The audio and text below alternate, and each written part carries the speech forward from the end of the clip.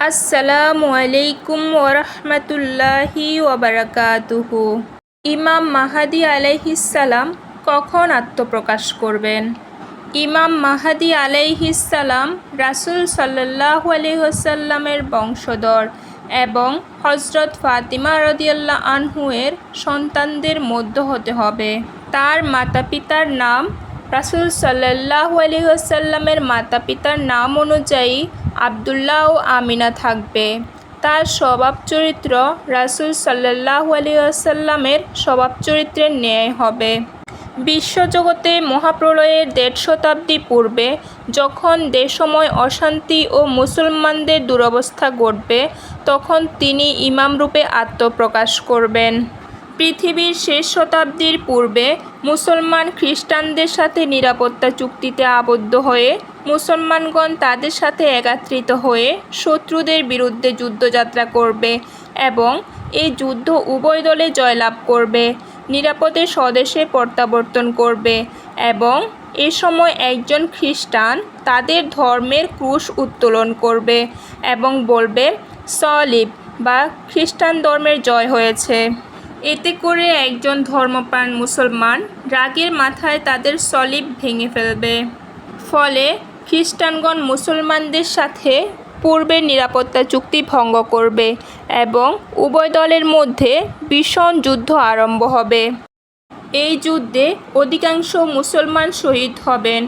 অবশিষ্ট মুসলমানগণ মদিনা শরীফে আশ্রয় নিয়ে আত্মরক্ষা করবেন। এ সময় খ্রিস্টানদের রাজত্ব মদিনার নিকটবর্তী খায়বার পর্যন্ত প্রসারিত হয়ে পড়বে। ফলে মুসলমানগণ মদিনার চতুর্দেওয়ালের সীমায় আবদ্ধ হয়ে পড়বে। এই দুরবস্থার সময় মুসলমানগণ রাসূল সাল্লাল্লাহু আলাইহি ওয়াসাল্লামের ভবিষ্যৎ অনুযায়ী ইমাম মাহাদি আলাইহিসসালামের তালাশে বের হবে।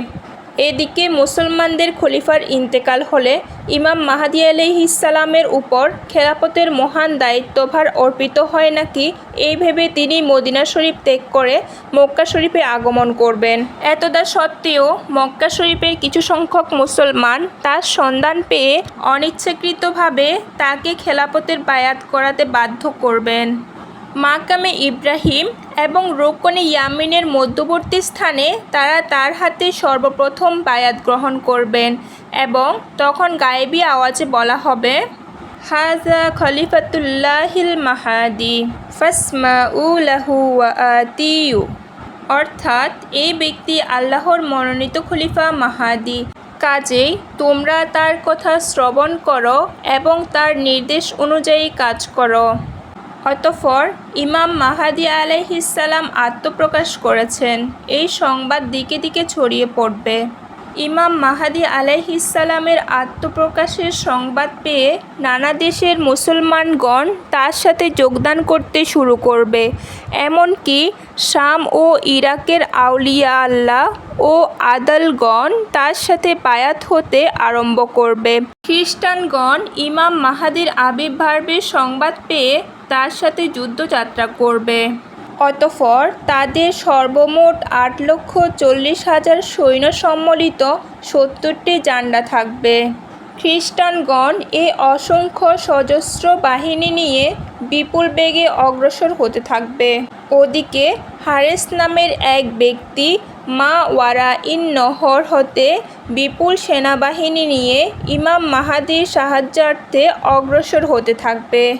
এদিকে ইমাম মাহাদি আলাইহিসসালাম ও খ্রিস্টানদের বিরুদ্ধে যুদ্ধের নিমিত্ত মক্কা শরীফ হতে রওনা হয়ে মদিনা শরীফে পৌঁছাবেন।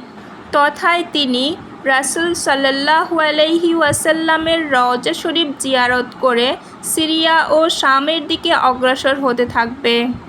অতঃপর দামেস্কের নিকটবর্তী স্থানে পুনরায় খ্রিস্টানদের সাথে তার ভীষণ যুদ্ধ আরম্ভ হবে।